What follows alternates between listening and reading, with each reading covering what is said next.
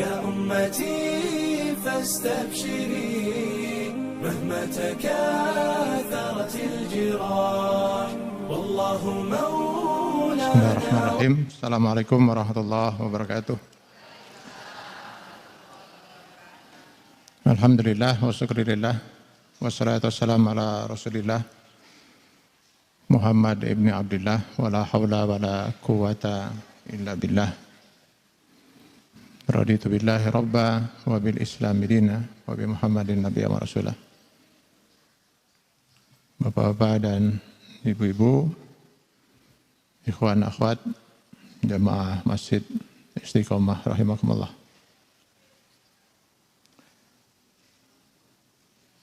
Prinsip akidah yang paling sangat mendasar dalam Islam dinyatakan oleh Allah di dalam Quran surat Al-Ikhlas,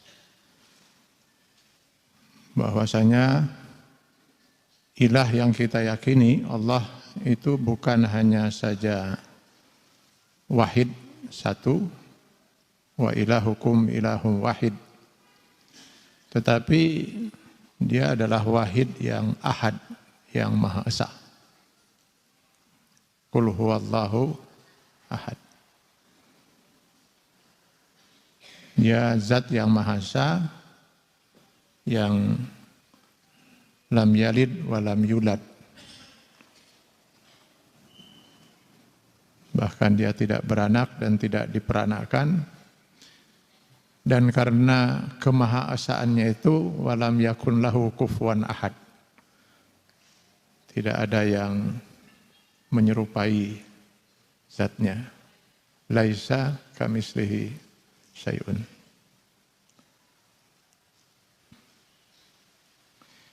Karena Allah itu adalah zat yang maha esa, maka sungguh sangat tidak masuk akal sehat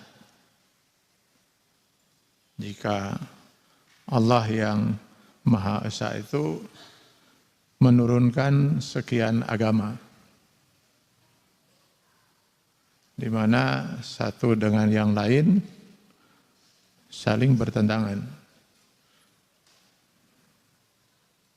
Itu akal sehat manusia manapun gak mungkin bisa menerima itu. Dan kita sebagai seorang mukmin yakin, hakul yakin, karena memang itu dinyatakan juga oleh Allah Subhanahu wa taala bahwa ad-din, agama yang Allah Subhanahu wa taala turunkan pada kita manusia lewat sekian banyak rasul. Ada 25 diantaranya dikisahkan oleh Allah di dalam Al-Quran.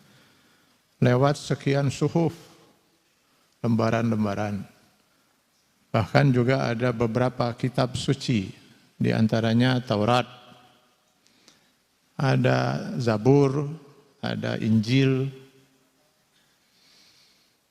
dan terakhir Allah Subhanahu wa taala menurunkan kitab suci yang terakhir kepada Rasul yang terakhir, Nabi Muhammad SAW, yaitu Al-Quran.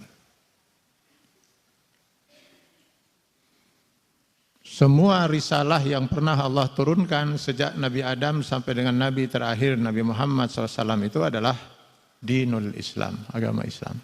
Inna dina indallahil Islam.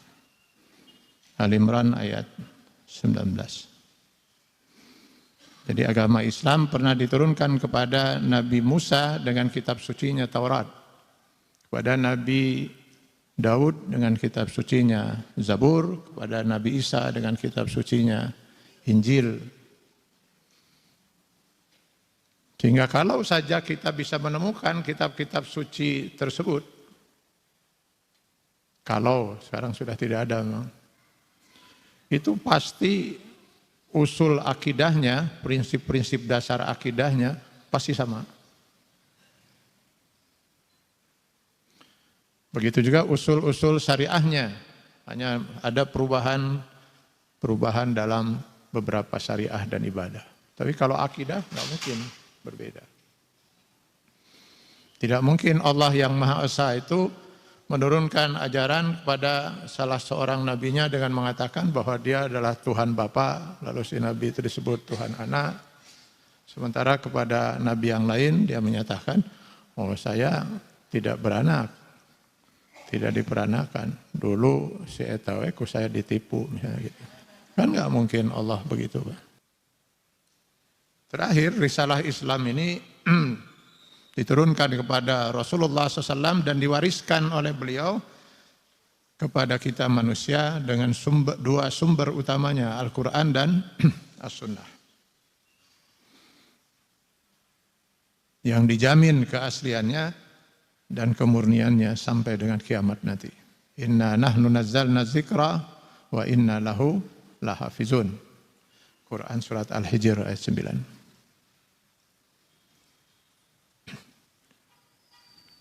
Maka dengan berpegang teguh kepada dua sumber utama ini, Al-Quran dan Sunnah, umat Islam dipastikan tidak mungkin sampai sesat, Pak. Dan ini dijamin betul oleh Rasulullah SAW dalam lewat sabdanya, taraktu fikum amraini in tamassaktum bihima lan tadillu min ba'di abada. Tidak mungkin sesat.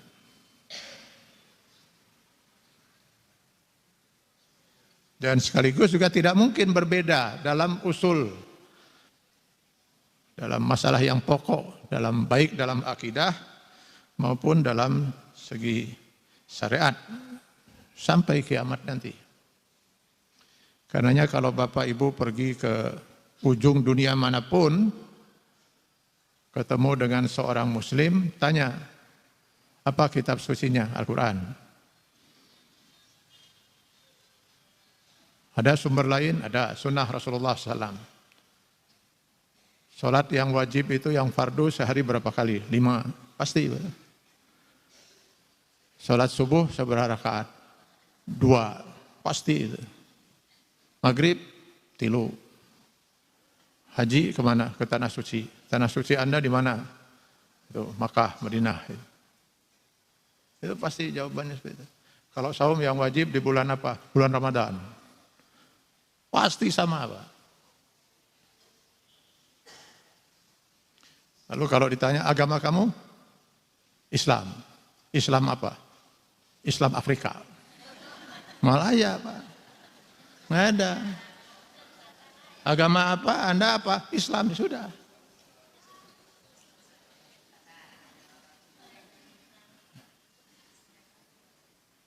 Jadi nula liar itu kan ayat di dia, Pak. Ya.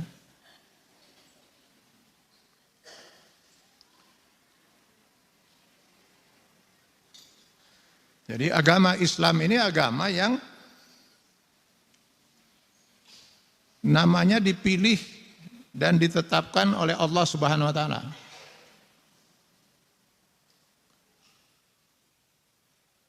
Nama ini sudah sangat sempurna, Pak. Islam itu. Karena ditetapkan oleh Zat yang maha sempurna, Allah Subhanahu wa taala. Karena dia sangat sempurna, maka dia tidak butuh, tidak perlu, bahkan sangat tidak layak untuk diidofatkan dengan yang lain. Baik itu bersifat kebangsaan, golongan, suku, dan lain sebagainya. Terlebih lagi karena agama Islam ini diturunkan bukan untuk bangsa tertentu, bukan untuk golongan tertentu, bukan untuk suku tertentu. Seperti halnya risalah-risalah Islam sebelumnya yang diturunkan hanya untuk Bani Israel. Tapi Islam ini diturunkan hudan linnas wa bayyinatin minal huda wal furqan, Al-Baqarah 185, untuk menjadi petunjuk bagi seluruh manusia dimanapun dia berada. Bahkan Rasul sendiri dinyatakan oleh Allah Subhanahu wa taala diutus rahmatan lil alamin, sebagai rahmat bagi seluruh alam semesta. Al-Anbiya 107.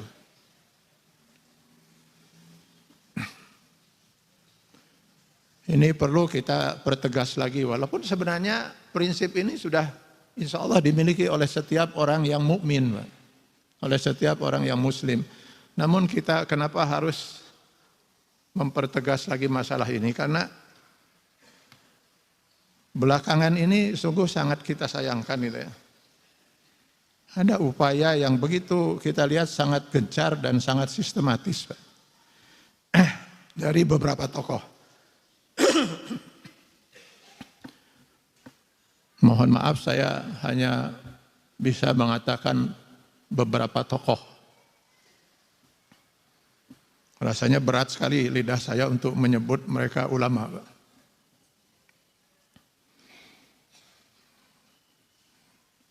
Karena sangat jauh sifat ulama yang dimaksud oleh Al-Quran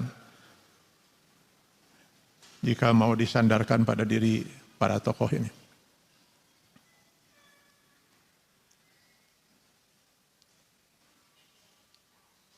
Ada upaya dari beberapa tokoh yang disadari atau tidak oleh mereka, tapi asa piraku itu sadar mah dia.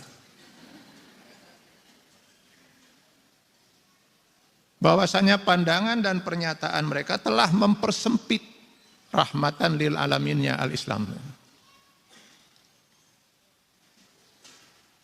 Lalu pertanyaannya apa hadaf asasi tujuan utama mereka itu? Ya, kita belajar dari sejarah pengalaman sebelumnya, Pak. Sangat kuat dugaan kita bahwa yang menjadi tujuan utamanya tidak lain adalah menghidupkan kembali pemikiran kaum sepilis, kaum sekularisme, liberalisme, pluralisme. Saya katakan menghidupkan kembali karena faham-faham ini sempat pingsan, Pak. Kalau mati sih hampir, Pak. Sempat pingsan, terutama setelah terbitnya fatwa Majelis Ulama Indonesia tentang sesatnya pemikiran-pemikiran kaum sepilis ini. Itu terbit di tahun 2005.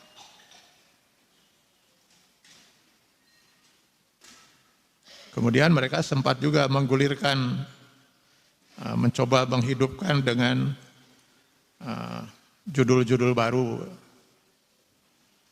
seperti Islam moderat,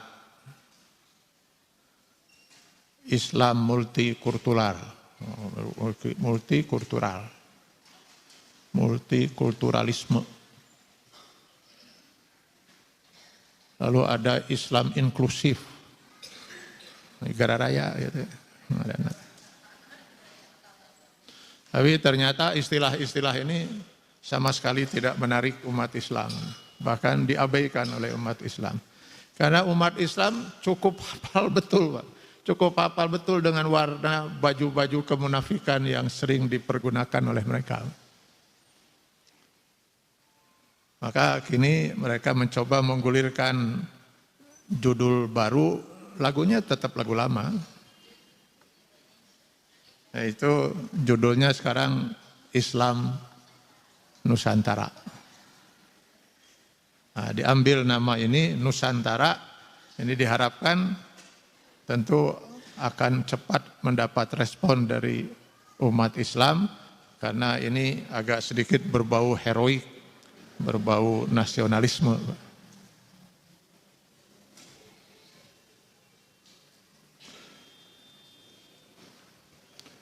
Ibu pernah mendengar ini? Islam Nuhijiyah?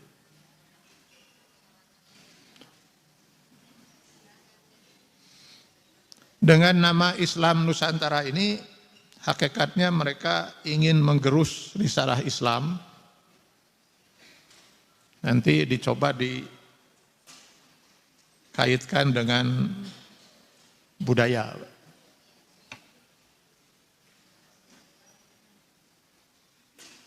Terutama sekali hukum-hukum Islam yang tidak sejalan dengan hawa nafsu mereka, Pak. Sebenarnya ini titik masalahnya dari dulu itu, Pak. Mereka tidak mau menerima sebagian aturan dan hukum Allah yang menurut mereka tidak sejalan dengan hawa nafsu mereka. Kalau mau dikatakan kami, hawa nafsu kami tidak bisa menerima ini, mungkin mereka masih punya harga diri, Pak. Hakikatnya itu, Pak. Dan inilah nanti yang dimaksud oleh Al-Quran di dalam Quran surat Al-Furqan ayat 43. Ara'aita manittakhadha ilahahu hawa. Tidakkah kalian memperhatikan mereka yang telah menjadikan hawa nafsu itu sebagai Tuhan mereka?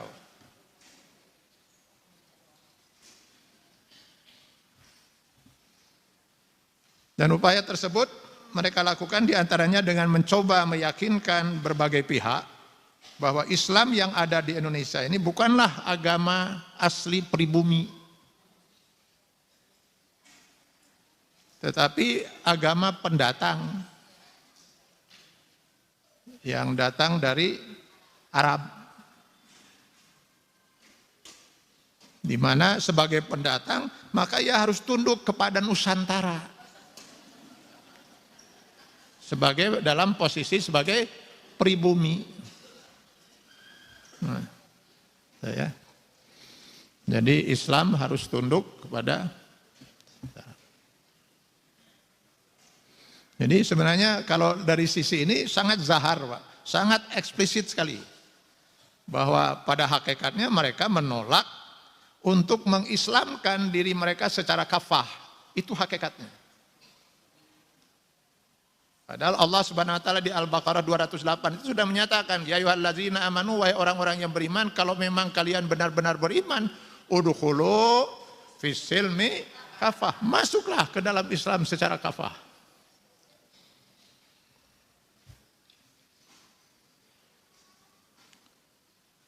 Namun anehnya, ini anehnya, Pak.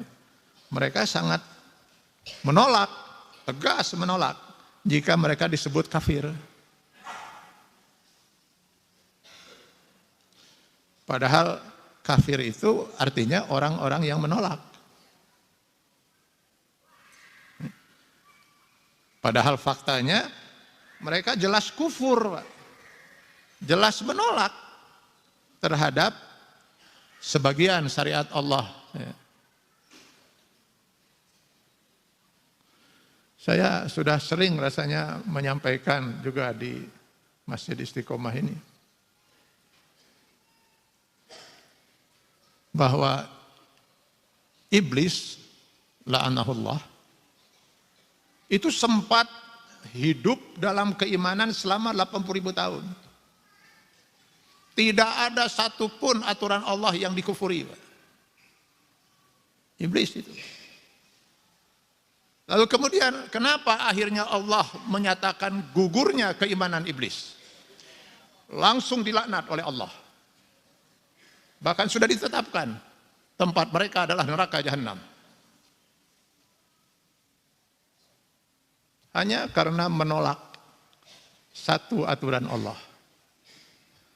Ketika diperintahkan oleh Allah untuk sujud dalam arti hormat kepada Adam, dia menolak. Apa yang mendorong iblis menolak kali ini aturan Allah? Hawa nafsu, kesombongannya itu. Nah, hanya ini dicoba, kesombongannya itu dicoba dilogikakan, Pak. Jadi ketika mereka kemudian mengemukakan bahwa mereka menolak ini karena tidak masuk dalam logika mereka. Bagaimana mereka yang diciptakan dari api, dari bahan api, harus tunduk sujud kepada manusia yang diciptakan dari bahan tanah. Khalaqtani min nar wa khalaqtahu min tin. Ini kata Allah bukan urusan logika Anda. Ini perintah saya, kata Allah. Reka harti ke logika Anda harus taat. Tetap dia tidak mau. Akhirnya dilaknat oleh Allah SWT. Hanya karena menolak satu aturan Allah. Gugur keimanan 80.000 tahun. Nanti silahkan tanya pada diri sendiri itu. Kalau ada sekarang seorang mengaku muslim lalu menolak sekian aturan dan hukum Allah, apa orang itu tidak lebih iblis daripada iblis? Tapi coba Bapak Ibu mengatakan, kamu sudah jadi iblis, ambak. Marah. Mari kita lihat Al-Quran. Ketika Bani Israel itu sudah tidak punya alasan lagi kecuali mereka harus beriman pada Allah. Maka mereka pun mengatakan, baik Nabi Musa, Kami sekarang beriman bahwa memang Allah itu ada. Dan kami siap untuk melaksanakan semua aturan dan hukum Allah. Selama aturan dan hukum Allah itu sesuai dengan hawa nafsu kami. Tapi kalau nanti ada aturan-aturan dan hukum Allah yang tidak sesuai dengan hawa nafsu kami, ya apa boleh buat, kami tidak akan bisa menerima dan apalagi untuk melaksanakannya. Jadi mereka ingin mengimani sebagian aturan Allah lalu mengkufuri sebagian aturan Allah yang lain. Turunlah ayat 85 Quran surat Al-Baqarah. Afatu'minuna bi ba'dil kitab wa takfuruna bi ba'd? Adakah dengan demikian kalian hanya akan mengimani sebagian aturan Allah lalu mengkufuri sebagian aturan Allah lainnya? Tidak, kata Allah. Terima aturan Allah sepenuhnya atau tidak sama sekali. Manusia hanya diberi pilihan satu di antara dua. Mukmin atau kafir. Wa qulil haqqu min rabbikum faman syaa'a falyu'min wa man syaa'a falyakfur. Pilihannya hanya itu. Kalau mau mukmin, mukmin. Kalau tidak, kafir. Tidak ada pilihan rada kafir. Ya alhamdulillah lah, dia sudah rada mukmin. Ya, sayang betul ya. Kenapa? Rada kafir sedikit gitu.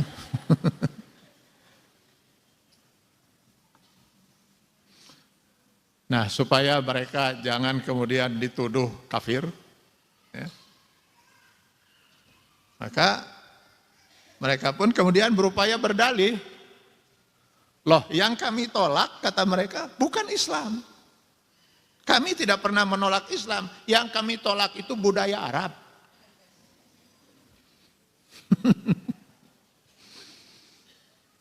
Jadi mereka mencoba mencampur adukan atau berdalih bahwa beberapa aturan Islam itu sebenarnya adalah budaya Arab. Jadi mereka menolak budaya Arabnya, bukan Islamnya. Nah, di antara yang mereka sebut budaya Arab bukan aturan Islam sehingga mereka menolaknya, pertama di antaranya adalah hukum menutup aurat. Bagi seorang wanita muslimah yang sudah akil balik di hadapan laki-laki yang bukan muhrimnya, atau sekarang terkenal dengan jilbab. Ini ibu-ibu, berapa ribuan ibu-ibu ini semuanya sedang memakai budaya Arab. Bahwa kalau budaya Nusantara harusnya ibu kesini pakai kebaya, pakai konde. Nanti kalau berenang pakai bikini. Ya.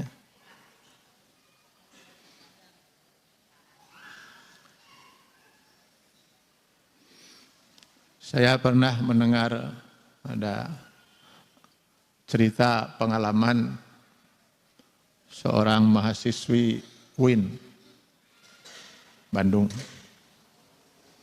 Suatu ketika datang ke kampus mereka seorang cendekiawan muslim. Dulu dikenal yang bersangkutan sebagai mbah sekularisme. Ini karena yang bersangkutan sudah meninggal, mungkin sebaiknya saya nggak sebut namanya.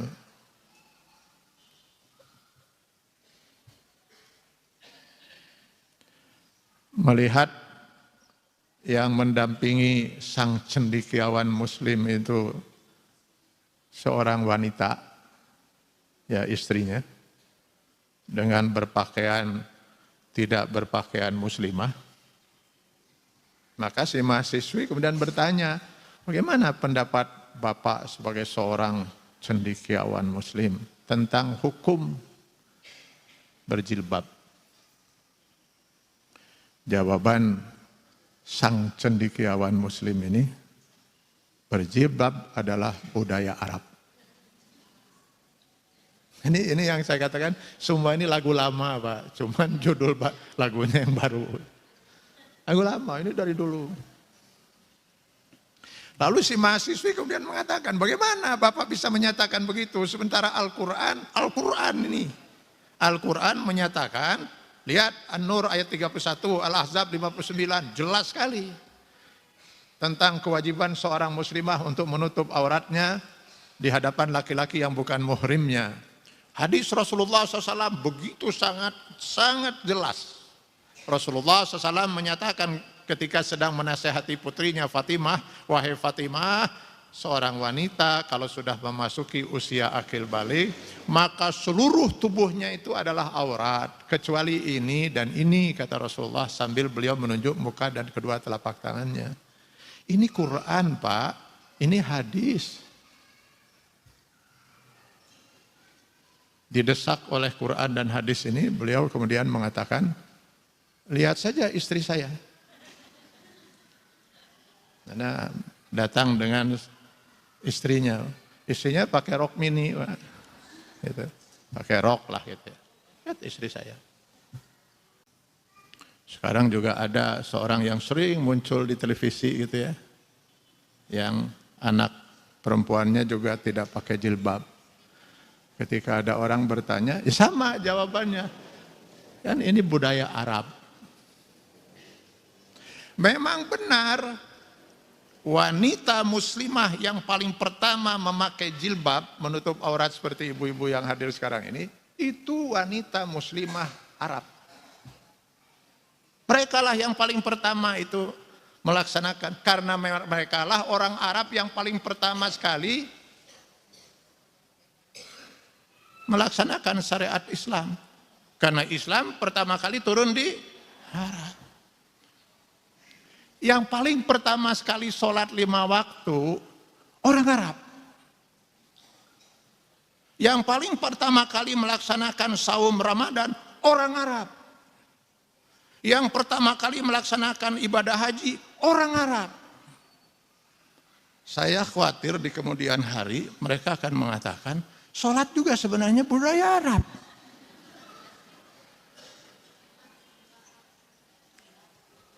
Dulu 5 waktu memang cocoklah untuk orang-orang Arab pada masa turunnya Al-Quran ini. Karena pada waktu itu ya orang-orang Arab nggak terlalu sibuk. Sementara di Nusantara ini kan kita sangat sibuk. Maka untuk Islam Nusantara mungkin cukuplah 2 waktu misalnya kan. Dulu kenapa orang-orang pada berhaji di Mekah, lalu kemudian pergi ke Arafah, lalu ke Muzdalifah, lalu ke Mina, itu kegiatan tempat-tempat haji itu. Lalu ziarah ke Madinah kan itu karena orang Arab.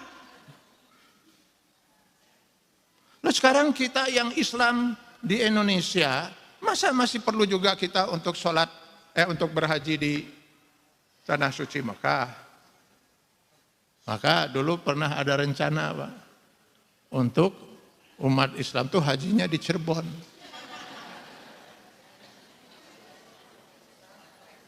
Nah, sempat ada itu. Apa salahnya katanya? Bedanya apa?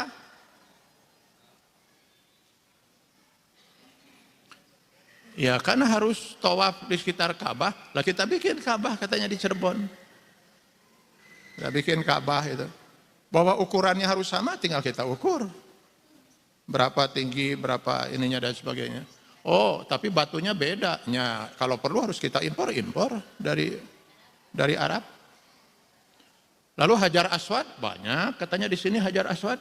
Kan Hajar Aswad itu batu hitam. Setiap batu yang hitam kan itu Hajar Aswad.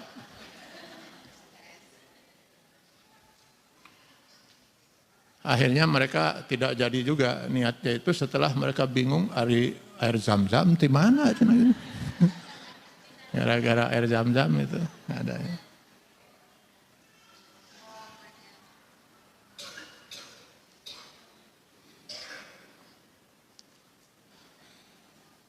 Mereka juga ada menganjurkan untuk mengganti ucapan dan doa umat Islam sesama Muslim, yaitu Assalamualaikum warahmatullahi wabarakatuh. Itu katanya ucapan orang-orang Arab. Nah itu ucapan ini kita ganti saja katanya dengan selamat pagi, salam sejahtera. Masih ingat nggak? Di negeri ini pernah ada seorang kiai sebaiknya nggak saya sebut juga namanya ya, karena yang bersangkutan juga sudah meninggal. Seorang kiai yang sangat luar biasa terkenal, yang pernah juga melontarkan ini. Mengganti Assalamualaikum dengan selamat pagi. Saya nggak tahu bagaimana sholatnya sang kiai itu. Kalau sholat. Mungkin waktu sholat nanti subuh itu, pas di akhir itu, selamat subuh gitu kan. Nanti kalau zuhur, selamat zuhur gitu.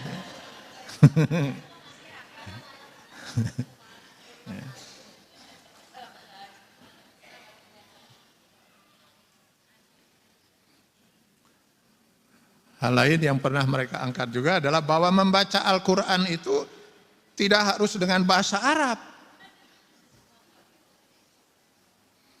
tapi cukup dengan terjemahannya dalam bahasa Nusantara, bahasa Indonesia, atau ya bahasa-bahasa yang ada di Nusantara, bahasa Sunda, bahasa Jawa.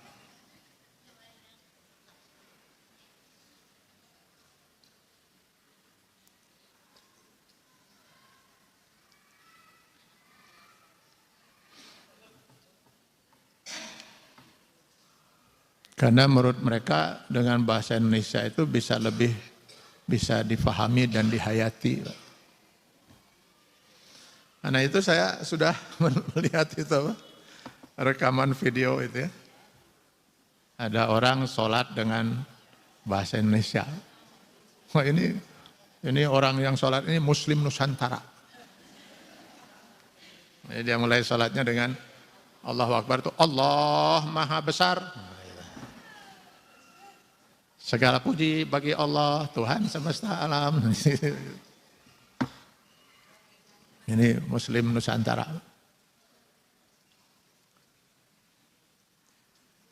Padahal sekali lagi memang Allah menurunkan Al-Quran, firman Allah itu ada dalam bahasa Arab. Karena pertama kali Al-Quran itu turun kepada bangsa Arab. Bilisanin Arabiyyin mubin. Itu dijelaskan dalam Quran surat Asy-Syu'ara, bisa dibaca dari mulai ayat 192 sampai dengan 195. Andai kata dulu Al-Quran itu turun di Bandung, insya Allah Allah akan berfirman dengan bahasa Sunda. Karena dengan bahasa kaum yang bisa dimengerti. Loh kalau kemudian Allah misalnya berfirman dengan bahasa Sunda padahal itu turun di bangsa Arab, ya termasuk Nabi Muhammad juga nggak akan mengerti, Pak. Iya teh naon? Nggak mungkin iya teh naon deh, Nabi Muhammad juga nggak bisa bahasa Sunda kan itu. Saya nggak habis pikir itu kalau memang betul mereka itu tidak ada maksud lain ya. Masa yang begini nggak kepikir gitu. Padahal Al-Quran jelas menyatakan itu. Jadi kalau nanti kemudian timbul kecurigaan dari berbagai pihak, ada apa sebenarnya di balik ini, wajar Pak. Sebab mereka kan bukan orang-orang yang awam gitu ya. Mereka orang yang berpendidikan.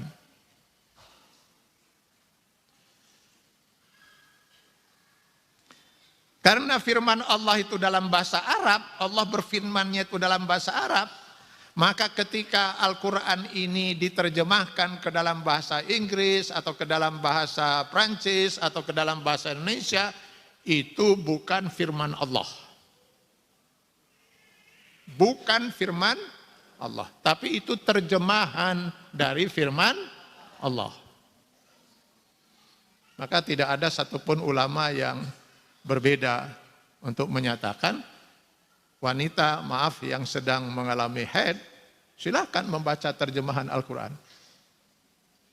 Karena itu bukan firman Allah. Sementara yang namanya firman Allah, Al-Quran, begitu luar biasa dimuliakan oleh setiap orang mukmin, setiap orang muslim. Maka Al-Quran tidak boleh ditaruh, ini mohon maaf ini, tidak boleh ditaruh sejajar dengan telapak kaki kita. Kalau ditaruh di atas meja dengan ada buku-buku yang lain, dia harus berada paling atas. Jangan sampai dia berada di bawah majalah naon misalnya. Kenapa? Kenapa?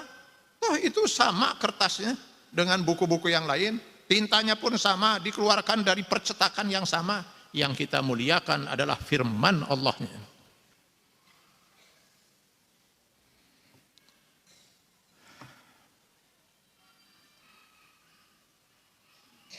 Menurut mereka, kalaupun Al-Quran itu mau dibaca dengan bahasa Arab, langgamnya jangan langgam Arab. Kita kan bukan orang Arab, kita orang Indonesia. Maka silakan kalau mau dibaca dengan bahasa Arab sekalipun, pakailah langgam Nusantara, misalnya langgam Jawa, langgam Sunda. Ini pun sudah mulai kan banyak itu kan. Ya nanti Al-Fatihah itu bisa dengan langgam Cianjuran maksud saya, Cianjuran gitu ya. Alhamdulillahirabbil alamin. Sunda, Pak.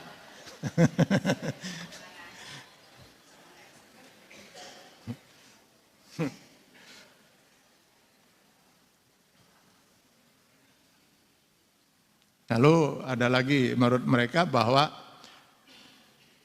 memakai baju warna putih bagi pria, hitam bagi wanita, itu budaya Arab.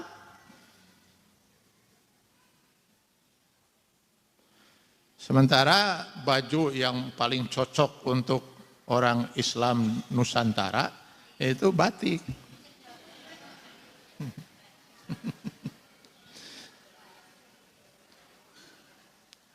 Bahkan ini sudah ada mungkin wallahu alam ini ya.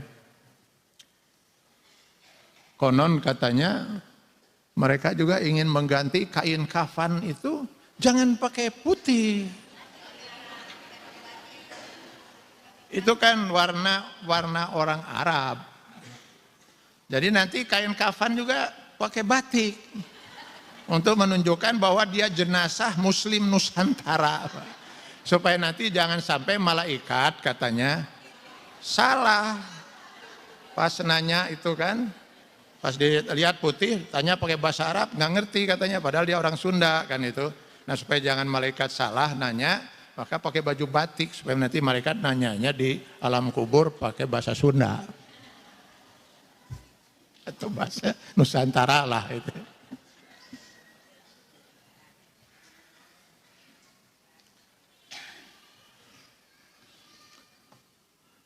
Hadirin kaum muslimin rahimakumullah, karenanya sangat logis, sangat masuk akal jika isu Islam Nusantara ini banyak sekali mengundang reaksi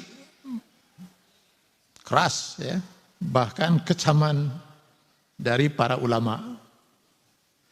Yang tentu saja mereka tidak rela kalau agama Islam yang sangat sempurna, sangat universal ini dicoba oleh mereka dikerdilkan dengan sebutan Islam Nusantara.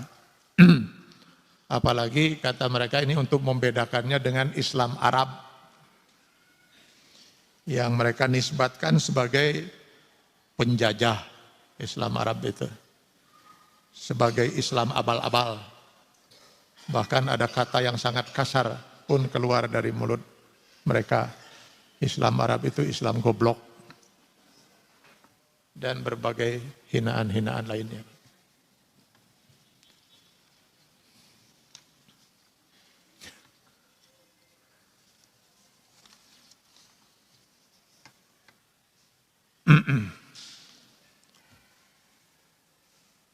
Kita harus tenang gitu ya, menghadapi yang begini-gini.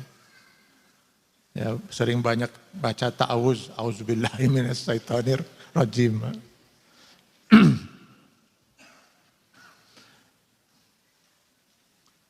Setiap muslim tentunya sangat yakin, hakul yakin. Bahwa salah satu tujuan utama Allah menurunkan risalah Islam itu adalah untuk menghijrahkan masyarakat jahiliyah yang ada pada waktu itu untuk menyesuaikan dirinya mereka itu dengan risalah Islam yang Allah turunkan. Minal jahiliyah ilal Islam. Bukan malah kemudian Islamnya yang akan menyesuaikan diri dengan masyarakat jahiliyah.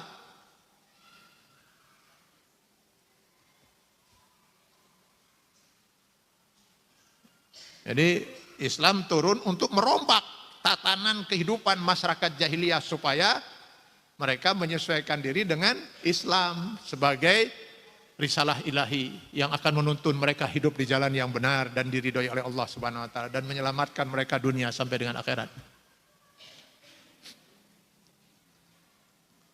Kendati demikian, setiap ulama pasti mafhum bahwasanya Islam memang sangat menghormati uruf budaya yang berkembang di masyarakat. Bahkan para mujtahid, para ulama-ulama mujtahid itu menetapkan uruf budaya itu sebagai salah satu sumber hukum Islam. Setelah dua sumber utamanya Al-Quran dan Sunnah, itu ada ijtihad, ada ijma, ada istihsan, ada masalihul mursalah, ada uruf budaya. Jadi Islam mengakui adanya budaya itu selama budaya itu sejalan dengan prinsip Islam. Itu catatannya. Artinya selama budaya itu menyesuaikan diri dengan Islam, itu cocok dengan Islam, bukan Islamnya yang disesuaikan dengan budaya setempat. Bahkan di awal kelahirannya Islam itu juga pernah menetapkan beberapa budaya, hanya dua yang saya tahu itu. Yang dianggap oleh Islam ini tidak terlalu menyimpang, tinggal dirubah saja prinsip-prinsip dasarnya. Dua budaya itu adalah akikah dan khitbah. Masyarakat Arab jahiliyah pada waktu itu sudah biasa kalau anak mereka lahir itu menyembelih kambing akikah. Tentu mereka sembelih sebagai persembahan terhadap Tuhan-Tuhan mereka, berhala mereka yang mereka sembah. Lalu darahnya itu ditampung. Darahnya ditampung, lalu kemudian dikeramaskan ke kepala bayi yang baru lahir si darah itu. Nah, Islam lalu merubah ini. Yang paling pertama dirubah oleh Islam adalah tujuan menyembelihnya. Tidak boleh menyembelih dengan tujuan selain karena Allah. Harus bismillah. Sementara darah itu kotor, kembalikan darah itu ke tanah. Untuk penggantinya, nah itu pakai wangi-wangian diusapkan ke kepala sang bayi itu.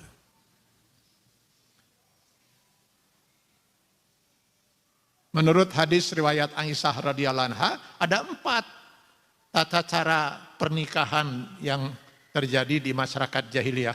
Salah satunya adalah dengan terlebih dahulu melakukan khitbah, meminang. Nah, ini juga ditetapkan oleh Islam dengan kemudian ada perubahan-perubahan. Artinya tetap si budaya itu yang harus menyesuaikan diri dengan prinsip Islam, bukan Islam yang menyesuaikan diri dengan budaya setempat. Dan mereka tidak pernah kemudian menyebutkan bahwa ini adalah Islam Arab jahiliyah, misalnya, nauzubillah.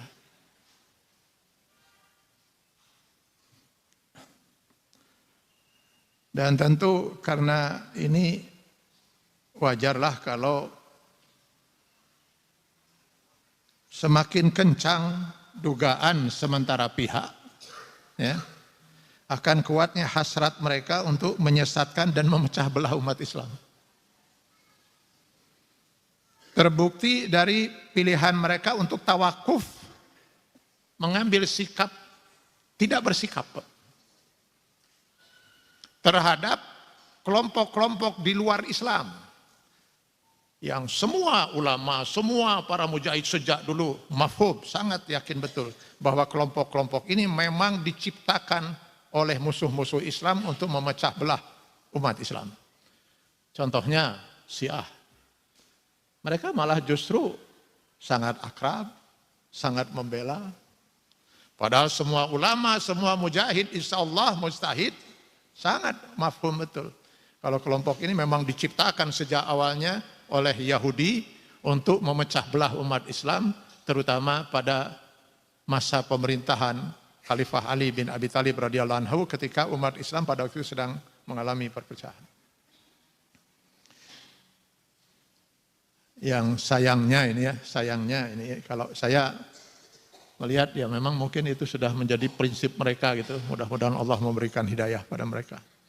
Sayangnya tidak sedikit ulama yang ini mudah-mudahan hanya karena kepolosan, bukan karena kepolosan.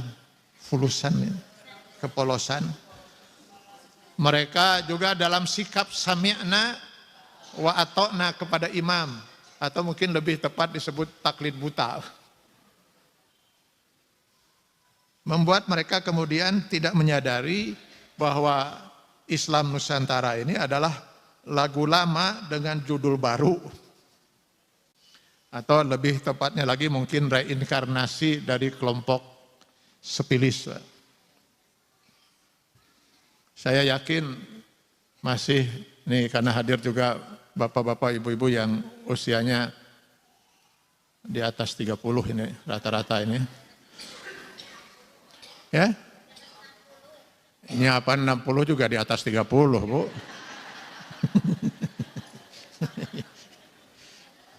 Ini masih ingat itu, dulu ketika Menteri Agama itu dipegang oleh Munawir Sazali. Ini saya katakan lagu lama, Pak. Waktu itu Munawir Sazali itu dikelilingi oleh kaum-kaum liberal, gitu ya. Ada mbahnya liberal di situ, lalu juga mbah sekuler yang tadi saya ceritakan juga ada bersama dia. Gitu. Cuman sayang nih udah pada meninggal semua, jadi saya cuman hanya bisa menyebut Munawir Sazali. Sebab kalau saya gak sebut nanti orang jadi bertanya Menteri Agama yang mana, ini bisa fitnah lagi kan itu. Karena mereka sudah pada meninggal itu. Dulu Munawir Sazali waktu menjadi Menteri Agama, dia pernah menggulirkan ini tidak dengan nama Islam Nusantara, ini kan judul baru itu. Tapi lagunya masih lagu lama. Judulnya waktu itu reaktualisasi ajaran Islam. Jadi menurut Munawir dan orang di sekelilingnya itu, bahwa ada beberapa ajaran Islam ini yang sudah tidak aktual lagi, sudah tidak cocok untuk dilaksanakan pada masa sekarang, terutama untuk di Nusantara. Sehingga perlu direaktualisasikan. Jadi seperti saya katakan tadi, Islamnya yang harus menyesuaikan diri dengan budaya. Sehingga yang bersangkutan kemudian menyatakan bahwa perlu kita membuat fikih ala Indonesia.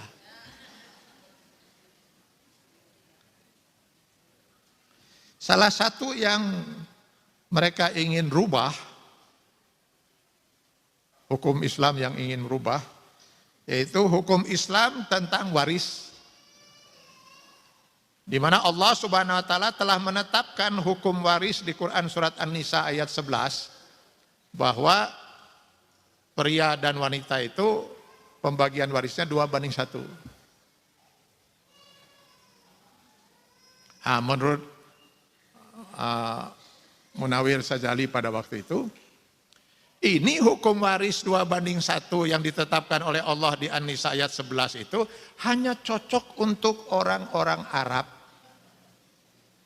yang hidup pada masa turunnya Al-Quran. Kenapa? Karena pada masa itu laki-laki lah segala-galanya, yang mencari uang laki-laki, yang pergi ke pasar juga laki-laki, segala-galanya laki-laki, wanita cuman tinggal di rumah.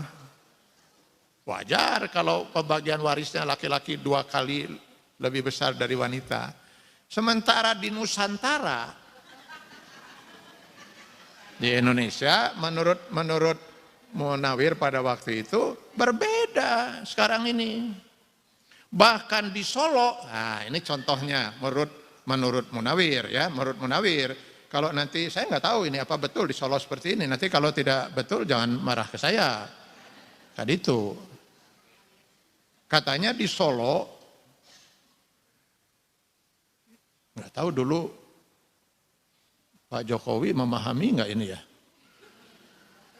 Pak Jokowi orang Solo kan? Kata Munawir waktu itu, di Solo itu wanita yang mencari rizki. Laki-laki main burung perkutut. Main burung perkutut, naon pan ayeuna jadi presiden. Nah, saya nggak tahu itu Munawir ya. Masa katanya ketika pembagian waris malah laki-laki yang main burung perkutut itu malah dapat 2 bagian. Wanita yang mencari nafkah itu malah hanya dapat 1 bagian. Saya nggak yakin ini ya contoh ini ya, wallahu alam ya. Karena terbukti orang Solo banyak itu, saya waktu pergi ke Solo pria-prianya yang bekerja kok malah 1 tuh warga Solo berhasil bahkan menjadi presiden. Untung Munawir waktu itu menyatakannya dulu, kalau sekarang nggak akan berani dia, nggak akan berani.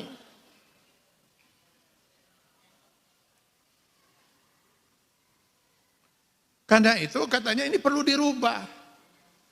Minimal sama rata lah. Dan dia bersemangat betul pada waktu itu ini untuk segera diundang-undangkan. Wah, bereaksilah para ulama. Saya pribadi ada menulis 25 halaman tulisan itu. Dan insya Allah sampai ke tangan yang bersangkutan. Disampaikan langsung oleh almarhum Pak Profesor Sadali waktu itu. Pada yang bersangkutan.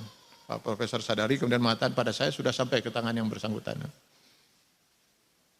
Ya, saya kan orang awam, Mbak, tidak secerdas Pak Munawir.